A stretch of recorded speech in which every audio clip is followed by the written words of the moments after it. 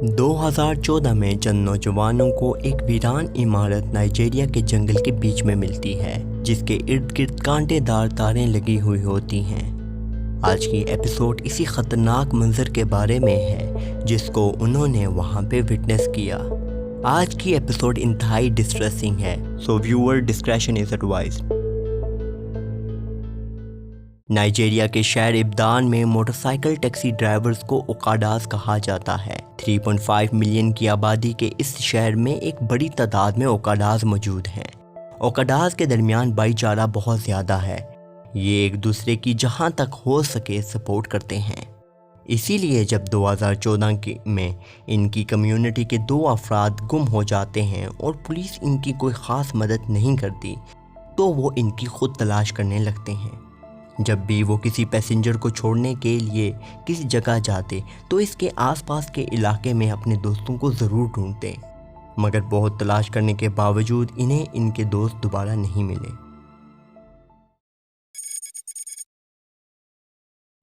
22 मार्च 2014 को एक और इब्दान ओकाडा गायब हो जाता है।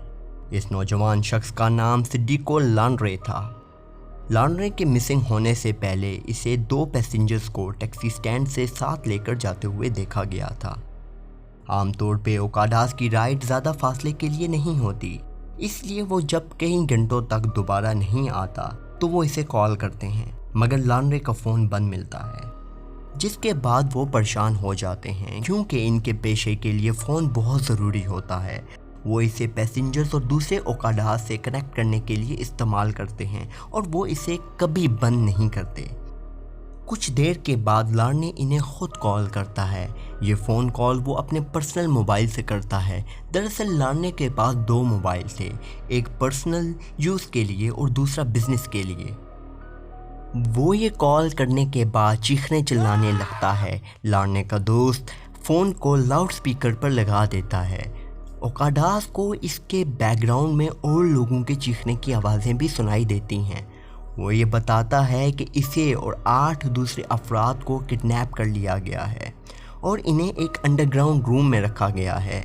इनके फ़ोन और कपड़े इनसे छीन लिए गए हैं और वो बड़ी मुश्किल से इस फ़ोन को छुपाने में कामयाब हुआ है। इन बातों के दौरान वो लगातार पैनिक कर रहा होता है। ओकाडास इसको पुरसुकून करने की पूरी कोशिश करते हैं और इस जगह की डायरेक्शन के बारे में पूछते हैं। वो ये बताता है कि वो इब्दान हाईवे से सीको फॉरेस्ट की तरफ आ रहे थे कि हाईवे की लेफ़्ट पर एक छोटा सा रास्ता सीको फॉरेस्ट की तरफ जाता है। इस रास्ते के दाखिले पे 2 कारों के मलबे मौजूद हैं। इसके बाद लांड्रे का फ़ोन अचानक बंद हो जाता है। क्योंकि वो पुलिस के रवैये से पहले से सेटिस्फाइड नहीं थे, तो इस बार वो अपने दोस्त को बचाने के लिए खुद चले जाते हैं। 30 अफराद पे मुश्तमिल ये ग्रुप सीको फॉरेस्ट की तरफ अपनी मोटरसाइकिल पर चल पड़ता है। कुछ देर के बाद वो इस पैथ पे पहुंच जाते हैं जिसकी निशानदेही लांड्रे ने की थी। ये रास्ता इंतहाई तंग था और इसके दोनों अतराफ में घना जंगल था। वो अपने मोटरसाइकिल्स को इसकी इंटरेस्ट पर छोड़कर पैदल चलने लगते हैं। अभी उन्होंने थोड़ा सा फासला ही तय किया होता है कि एक शख्स झाड़ियों से निकलने के बाद इन पर AK-47 से हमला कर देता है। वो इस जगह को छोड़ने पर मजबूर हो जाते हैं। फिर वो अपने ग्रुप के लोगों को कॉल करके अपनी सिचुएशन के बारे में बताते हैं। थोड़ी देर के बाद तकरीबन 70 ओकाडास अपने हथियारों के साथ इस जगह पे पहुंच जाते हैं। इस बार वो चुपचाप आने के बजाय शाउट कर रहे होते हैं और किडनैपर्स को अपनी मौजूदगी के बारे में बताते हैं। वो ये बताते हैं कि वो इस बार मुकाबला करने के लिए बिल्कुल तैयार हैं, मगर इस बार इन पर कोई फायरिंग नहीं होती। थोड़ी देर पैथ पे चलने के बाद उन्हें फॉरेस्ट के दरमियान एक ओपनिंग नज़र आती है। इस ओपनिंग में दाखिल होने से पहले एक छोटी सी नहर से इनका गुजर होता है। इन्हें लांड्रे की मोटरसाइकिल इसी नहर के पास से मिलती है, जिससे ये बात कंफर्म होती है कि लांड्रे को यहाँ पर ही लाया गया था। उन्हें इस नहर के कुछ फासले पर एक वेयर हाउस नज़र आता है।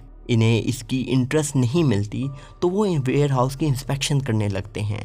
वो ये देखते हैं कि वेयर हाउस की हर एक खिड़की को स्टील शीट से बंद किया गया है।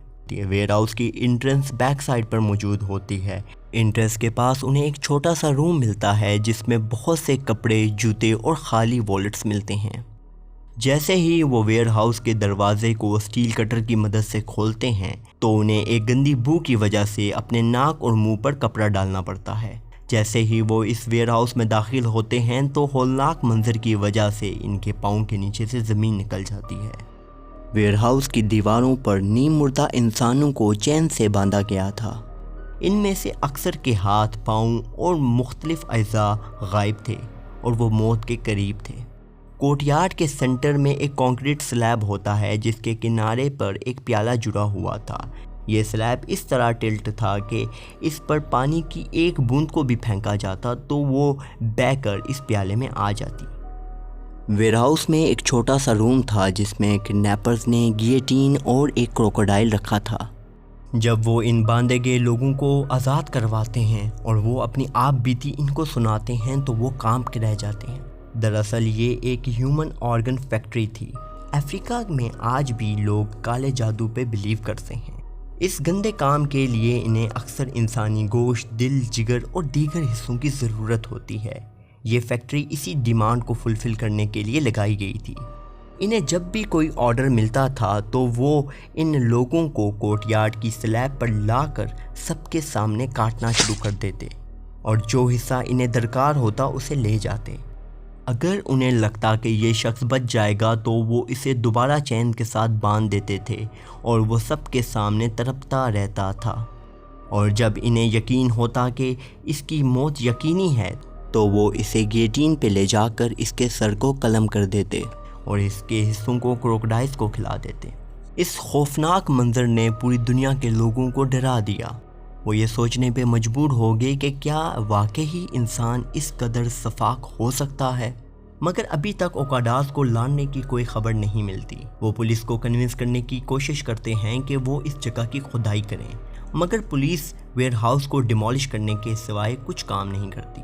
اوکاڈاز اپنی مدد آپ کے تحت اس جگہ کی کھدائی کرنے لگتے ہیں، مگر انہیں لانڈے اور 8 افراد کی کوئی خبر نہیں ملتی۔ پاس کے گاؤں میں رہنے والے لوگوں نے بتایا کہ روز رات کو 8 سے 9 بجے کے درمیان ایک شخص جیپ میں ویئر ہاؤس کی طرف آتا تھا۔ اس شخص کے آنے کے بعد ویئر ہاؤس سے چیخوں کی آوازیں آنے لگتی ہیں۔ انہوں نے کئی بار ان واقعات کو پولیس کو رپورٹ کیا، مگر پولیس نے کوئی ایکشن نہیں لیا۔ کچھ عرصے کے بعد وہ لوگ ان آوازوں کے ساتھ عادی ہو گئے اور انہوں نے ان پر دھیان دینا چھوڑ دیا۔ آج تک لانڈے اور ان 8 افراد کا کچھ پتہ نہیں چلا اور نہ ہی پولیس نے اس کیس میں انوالو کسی کلپریٹ کو پکڑا۔ کسی شخص کو اس کیس میں سزا نہیں دی گئی سوائے اس مشکوک شخص کے جو اس جگہ کے ارد گرد گھوم رہا تھا اور اس کی جیب میں سے انسانوں کی زبانیں ملی تھی۔ اوکاڈاز نے اسے وہیں پر قتل کر دیا تھا۔